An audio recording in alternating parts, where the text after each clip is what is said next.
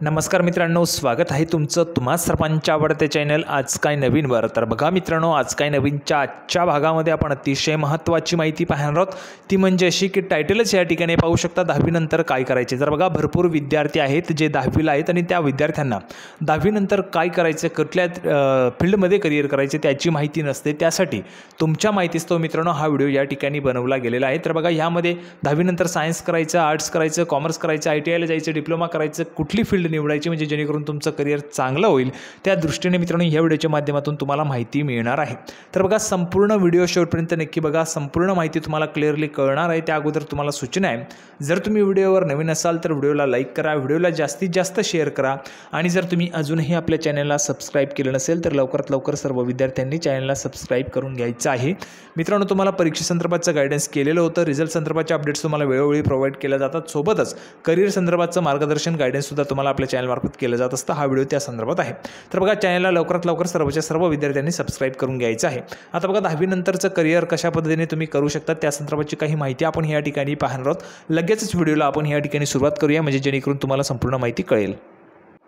तर बघा मित्रांनो लगेचच सुरुवात करणार आहोत। पाहू शकता बघा आफ्टर 10th नंतर करियर ऑपॉर्च्युनिटीजमध्ये तुम्ही काय काय करू शकता। तर बघा 10वी नंतर सर्वात अगोदर तुम्ही डिप्लोमाला जाऊ शकता। 2 वर्षांचा तो त्या ठिकाणी कोर्स असतो। डिप्लोमाला तुम्ही ॲडमिशन त्या ठिकाणी घेऊ शकता। 2-3 वर्षांचा तो कोर्स त्या ठिकाणी असतो डिप्लोमाचा, ठीक आहे। जर तुम्ही डिप्लोमा केला तर डायरेक्टली तुम्हाला सेकंड इयरला ॲडमिशन मिळणार आहे इंजिनिअरिंगला, ठीक आहे। जर तुम्ही डिप्लोमा केला तर तुम्हाला इंजिनिअरिंगला डायरेक्टली सेकंड इयरला ॲडमिशन त्या ठिकाणी दिलं जात असतं जर तुम्ही डिप्लोमाला जाणार असाल तर। 10वी नंतर डिप्लोमा करू शकता किंवा मग ITI कोर्सेस करू शकता। बघा 10वी नंतर तुम्ही ITIला सुद्धा ॲडमिशन घेऊ शकतात। ITIला ॲडमिशन घेतल्यानंतर ITI संदर्भाचं संपूर्ण मार्गदर्शन, संपूर्ण गायडन्स आपल्या चॅनलमार्फत तुम्हाला केलं जात असतं। ITIचे फॉर्म चालू झाल्यावर तुम्हाला त्या ठिकाणी माहिती हवी असेल तर कमेंट बॉक्समध्ये त्या ठिकाणी ITI लिहून पाठवा। त्यासोबतच मित्रांनो मी जे काही तुम्हाला आता या ठिकाणी माहिती देणार आहे, कुठल्याही फील्डची असेल, सायन्स असेल, आर्ट्स असेल, कॉमर्स असेल, ITI असेल, डिप्लोमा असेल, तरी तुम्हाला त्या फील्डची माहिती जर अधिक डीपमध्ये त्या ठिकाणी हवी असेल, जास्त माहिती तुम्हाला हवी असेल तर बघा ITI सोबत तुम्हाला त्या ठिकाणी येस लिहायचे आहे। ज्या फील्डची तुम्हाला माहिती असेल त्या फील्ड संदर्भात बघा, जर तुम्हाला आर्ट्स संदर्भात माहिती असेल आर्ट्स किंवा मग जो काही कोर्स संदर्भात माहिती असेल तर तुम्हाला येस लिहायचे। त्यासोबतच त्या जे काही फील्डची तुम्हाला माहिती आहे त्या फील्डचे संपूर्ण तुम्हाला नाव या ठिकाणी लिहायचे। जसं जर आता समजा ITI तर येस आणि ITI संदर्भात तुम्हाला संपूर्ण माहिती त्या ठिकाणी दिली जाईल। आता बघा ITI संदर्भाचं संपूर्ण गायडन्स आपल्या चॅनलमार्फत तुम्हाला केलं जात असतं। फॉर्म चालू झाल्यावर तुम्हाला अपडेट त्या ठिकाणी आपल्या चॅनलमार्फत प्रोव्हाइड केल्या जातील। सोबतच फॉर्म कधी भरायचे, कशा पद्धतीने संपूर्ण प्रोसेस असते तुमची त्या ठिकाणी, जोपर्यंत तुमचा नंबर त्या ठिकाणी लागत नाही, संपूर्ण तुम्हाला ॲडमिशन होत नाही तोपर्यंतचं गायडन्स आपल्या चॅनलमार्फत तुम्हाला केलं जात असतं। त्याची माहिती हवी असेल तर कमेंट बॉक्समध्ये ITI लिहून पाठवायचं आहे। तर बघा ITIचे कोर्सेस तुम्ही करू शकता। त्यामध्ये मग फिटर आहे, इलेक्ट्रिशियन आहे, वेल्डर आहे, कोपा आहे, डिझेल मेकॅनिक आहे, बरेचसे कोर्स त्या ठिकाणी आपल्याला पाहायला मिळतात। ITIमध्ये बरेचसे कोर्सेस आहेत ते तुम्ही करू शकता। काही 1 वर्षांचे, काही 2 वर्षांचे कोर्सेस आहेत तर ते तुम्ही देखील करू शकतात आफ्टर 10th नंतर, 10वी नंतर।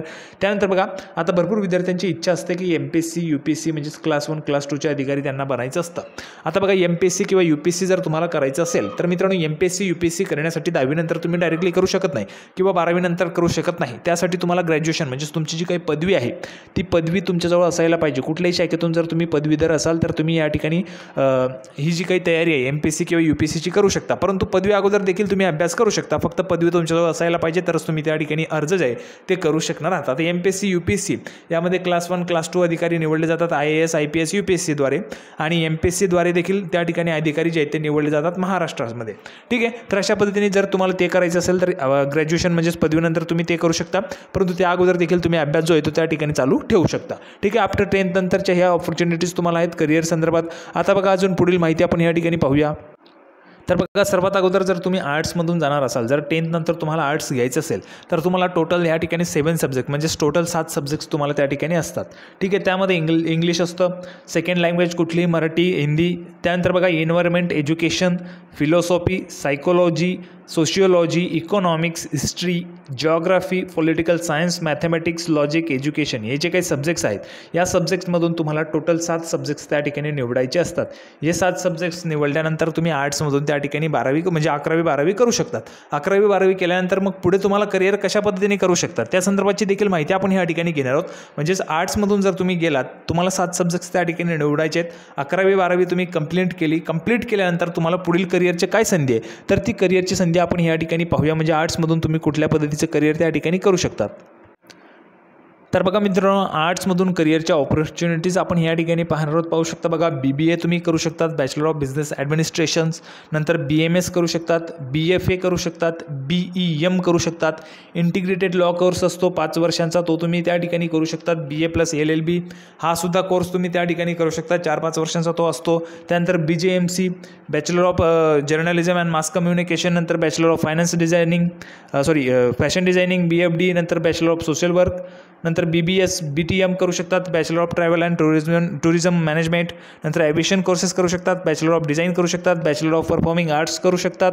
नंतर पुढे BA हिस्ट्रीमधून तुम्ही BA करू शकतात, बॅचलर ऑफ हॉटेल मॅनेजमेंट. अजूनही भरपूर कोर्सेस आहेत, त्यासाठी फक्त तुम्हाला रिसर्च करावी लागेल. जर तुम्ही आर्ट्समधून त्या ठिकाणी जाणार असाल तर बघा, आर्ट्समधून जात असताना तुम्हाला 11वी-12वी तुम्ही कंप्लीट केल्यानंतर तुम्हाला रिसर्च करावी लागेल कोणत्या फील्डमध्ये तुम्हाला करिअर करायचे. तुमची आवड अगोदर निवडायची, तुम्हाला कशामध्ये आवड आहे, त्यानंतर तुमचं करिअर तुम्हाला निवडायचे. आता बघा, जर तुम्हाला हे जे काही कोर्सेस मी सांगितले आहेत, या कोर्सेसमधून तुम्हाला डीपमध्ये माहिती हवी असेल तर तुम्हाला हा कोर्स निवडायचा आहे. बघा, तुम्हाला उदाहरणार्थ जर तुम्हाला BSW मधून माहिती हवी असेल, BSW आणि कमेंट बॉक्समध्ये BSW+S लिहायचे, म्हणजे डिटेलमध्ये तुम्हाला त्यावर व्हिडिओ देखील बनवले जाणार आहेत, म्हणजे जेणेकरून तुम्हाला डिटेलमध्ये जी काही नॉलेज आहे करिअर संदर्भात ती तुम्हाला आपल्या चॅनलच्या माध्यमातून त्या ठिकाणी प्रोव्हाइड केली जाणार आहे. तर सर्वच्या सर्व विद्यार्थ्यांना आर्ट्समध्ये असेल, कॉमर्समध्ये असेल, सायन्समध्ये असेल, करिअर कशा पद्धतीने करू शकतात कोणत्याही कोर्सेस संदर्भात, तर त्या कोर्सेसचं नाव आणि समोर येस लिहायचे, तुम्हाला डिटेलमध्ये त्या ठिकाणी व्हिडिओ प्रोव्हाइड केला जाणार आहे. तर अशा पद्धतीने तुम्ही करिअर करू शकतात. अजूनही भरपूर ऑप्शन्स आहेत, ते तुम्हाला फक्त रिसर्च त्या ठिकाणी करावी लागेल आणि तुम्हाला संपूर्ण माहिती मिळून जाईल. 10वी नंतर विद्यार्थ्यांना माहिती नसतं की कशा पद्धतीने पुढील प्रोसेस असते, त्यासाठी मित्रांनो हा व्हिडिओ तुम्हाला आपल्या चॅनलमार्फत प्रोव्हाइड केला जात आहे. तर चॅनलला सर्व विद्यार्थ्यांनी त्या ठिकाणी लाईक करायचे आणि सबस्क्राईब देखील करायचे. आता आर्ट्स संदर्भात आपण माहिती पाहिलेली आहे, लगेचच आपण कॉमर्समध्ये माहिती पाहूया आणि लगेचच सायन्समध्ये देखील माहिती पाहूया. तर बघा मित्रांनो, 10th नंतर तुम्ही कॉमर्सला देखील जाऊ शकतात. आपण जर पाहिलं तर 10th नंतर 3 त्या ठिकाणी शाखा आहेत, स्ट्रीम्स आहेत, 3 स्ट्रीम्स आहेत, कॉमर्स, आर्ट्स आणि सायन्स या 3 स्ट्रीम आहेत. न्यू एज्युकेशन पॉलिसीनुसार जर आपण पाहिलं तर तुम्ही कुठलेही सब्जेक्ट कोणतेही त्या ठिकाणी निवडू शकतात, परंतु ते जे त्याला अजून थोडा टाईम आहे. परंतु आपण ह्या ठिकाणी जर पाहिलं, जर तुम्ही आर्ट्स घेत असाल, कॉमर्स घेत असाल, सायन्स घेत असाल, तर त्यामध्ये आपण आर्ट्स संदर्भात माहिती पाहिलेली आहे. कॉमर्समध्ये बघा, टोटल 6 सब्जेक्ट्स असतात, टोटल 6 सब्जेक्ट्स तुम्हाला असतात. कंपल्सरी सब्जेक्टमध्ये इंग्लिश कंपल्सरी असेल, BE अँड अकाउंटन्सी. नंतर बघा, इकॉनॉमिक्स आणि OCM हे तुम्हाला कंप्लीट त्या कंपल्सरी सब्जेक्ट्स आहेत. ऑप्शनल सब्जेक्टमध्ये जर आपण पाहिलं तर मॅथ्स आणि SP म्हणजे सेक्रेटरियल प्रॅक्टिस, सेकंड लँग्वेज आणि IT हे ऑप्शनल आहेत. इकॉनॉमिक्स आहे, हिस्ट्री आहे, जॉग्राफी आहे, ते तुम्हाला ऑप्शनल सब्जेक्ट त्या ठिकाणी आहे. ऑप्शनल सब्जेक्ट नसतील तर तुम्ही बायफोकल देखील त्या ठिकाणी घेऊ शकतात. इंग्लिश आहे, BK अँड अकाउंटन्सी आहे, इकॉनॉमिक्स आहे, OCM आहे, बँकिंगचे देखील सब्जेक्ट्स तुम्ही त्या ठिकाणी घेऊ शकतात आणि कॉमर्स तुमचं त्या ठिकाणी करू शकणार आहात. तर अशा पद्धतीने मित्रांनो, कॉमर्समध्ये देखील तुम्हाला सब्जेक्ट्स निवडावे लागतात, आर्ट्समध्ये देखील सब्जेक्ट्स निवडावे लागतात आणि सायन्समध्ये देखील तुम्हाला सब्जेक्ट्स जे आहेत ते तुमचे निवडावे लागत असतात. तर अशा पद्धतीने तुम्ही कॉमर्समध्ये त्या ठिकाणी करू शकतात. आता कॉमर्समध्ये हे सब्जेक्ट्स निवडल्यानंतर 11वी-12वी तुमची झाली, नंतर तुम्हाला काय करिअरचे ऑप्शन्स आहेत ते आपण या ठिकाणी पाहूया. तर बघा मित्रांनो, कॉमर्समध्ये तुम्हाला काय काय त्या ठिकाणी ऑप्शन्स आहेत करिअर संदर्भात. अंडर ग्रॅज्युएट कोर्सेस आहेत, त्यामध्ये BCom आहे, BB आहे, BFA आहे, BAF आहे, BMS आहे, नंतर BMM आहे, BBM आहे, BBA आहे, BCA आहे, नंतर B1 आहे, बॅचलर ऑफ इकॉनॉमिक्स. अशा पद्धतीचे भरपूर तुम्हाला कोर्सेस त्या ठिकाणी अवेलेबल आहेत. भरपूर ऑपॉर्च्युनिटीज तुम्हाला करिअर संदर्भात आहेत. अंडर ग्रॅज्युएट कोर्सेस तुम्हाला त्या ठिकाणी आहेत, फक्त तुम्हाला रिसर्च करावे लागेल.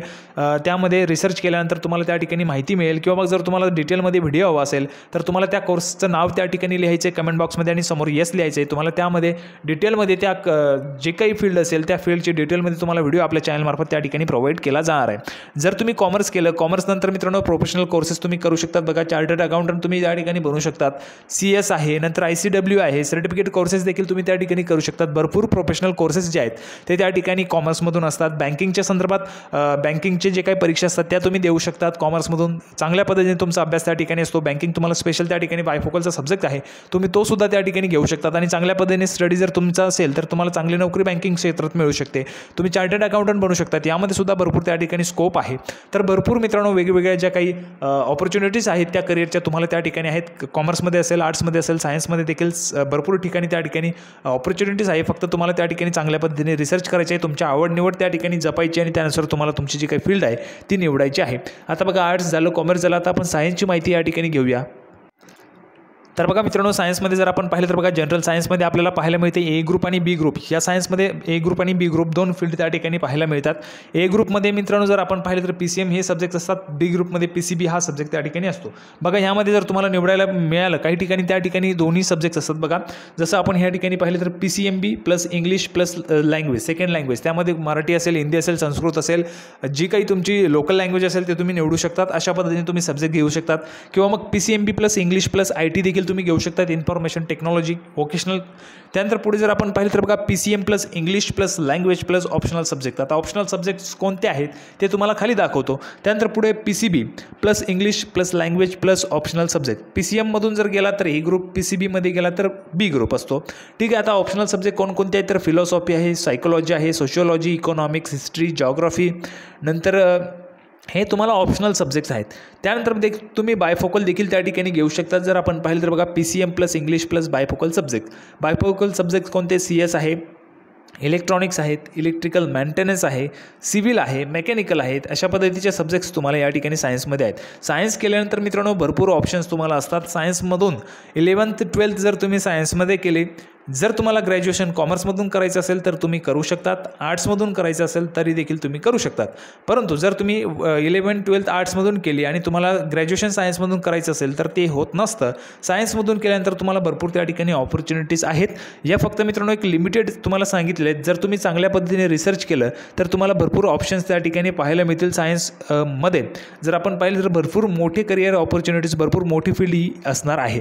त्यानंतर बघा सायन्समध्ये करिअर ऑपॉर्च्युनिटीज कुठल्या आहेत त्या पाहूया. तर बघा मित्रांनो, जसं की मी तुम्हाला सांगितलेलं आहे PCBM हा पहिला ग्रुप आहे आणि PCB हा सेकंड ग्रुप आहे. तर PCMमधून जर तुम्ही 11th 12th केलेलं असेल तर तुम्ही इंजिनिअरिंगला जाऊ शकतात, आर्किटेक्चरला जाऊ शकतात, इथिकल हॅकिंग करू शकतात. NDA डिफेन्सची एक्झाम असते 11th 12thला, ती जरी तुम्ही दिली तर NDA मार्फत तुम्ही त्या ठिकाणी डिफेन्समध्ये जाऊ शकतात.